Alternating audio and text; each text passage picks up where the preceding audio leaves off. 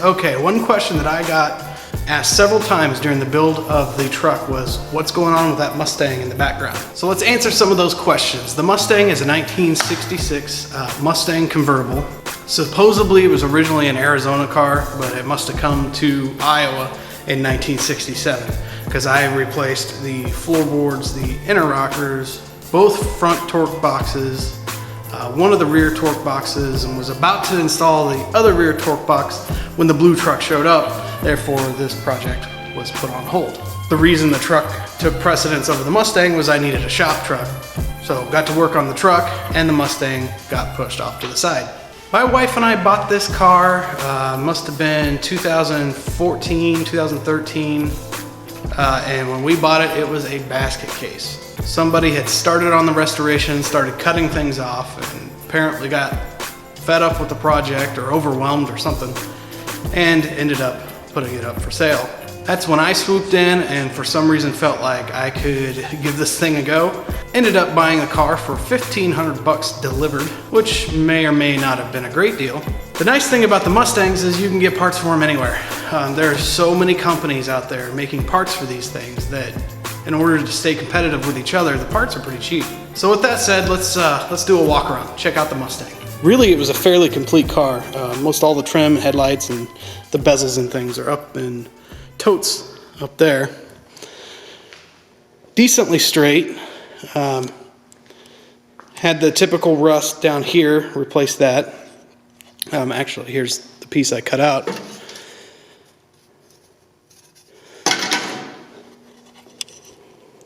Put a new rear quarter on it because it was hit in this back corner right here. Straightened out this area here. Was working on getting the deck lid straight and level. It's gotten dusty in here over the years, but replaced the floor pans, the interrockers. There's one of the torque boxes, the rear torque box I replaced. The other one's sitting in the passenger floorboard over there, waiting to go in. When I was tearing it down, I popped off the center cap that says Mustang and found Falcon Sprint under there, which was not uncommon, especially in '66, because they were pulling parts off the Falcon line to complete these cars because they became so popular so fast. It's got a new gas tank in it, new fuel lines. I've still got the convertible top up there. Thing weighs a ton. You need a new front fender up here. The old one was rotting from the inside out. You can see I did some patches on the door there. That still needs to get taken care of. It's much more solid now with the interrockers and floors and everything replaced. It's got all new rear suspension. Was working on front suspension when it got pushed off to the side. Got a windshield for it, got a complete interior, brand new interior in black, and it's down in the basement. As you can see, there's a few cylinders missing in here.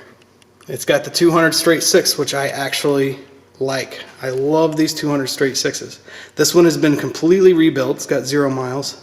Same with the C4 behind it. I did the split manifold trick, welded in a separator between the 3 and 4 there, and it's running a dual header. Completely rebuilt Autolite 1100 carburetor. Still has the factory radio, so it's nice that that was never cut out.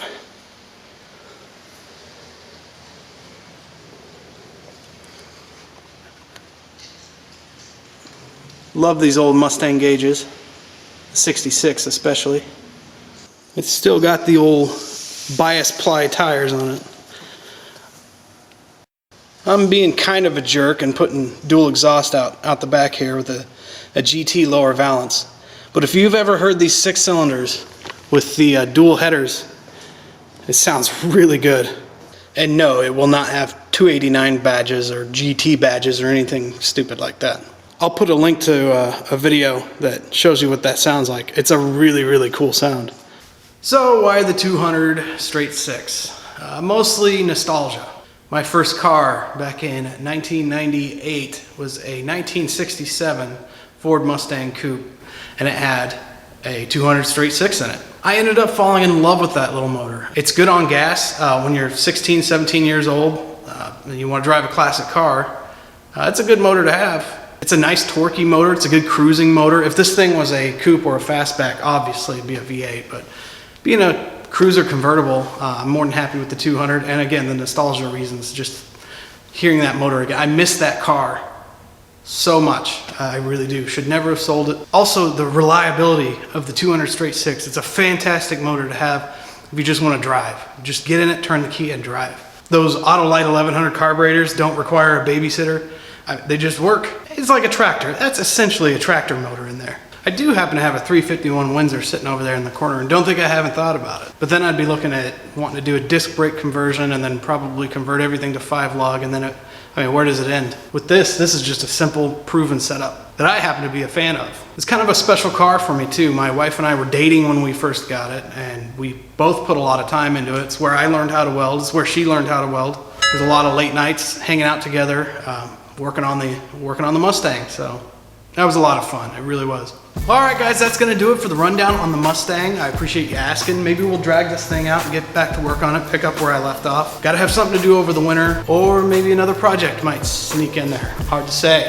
Anyways, I appreciate it. I'll see you next time.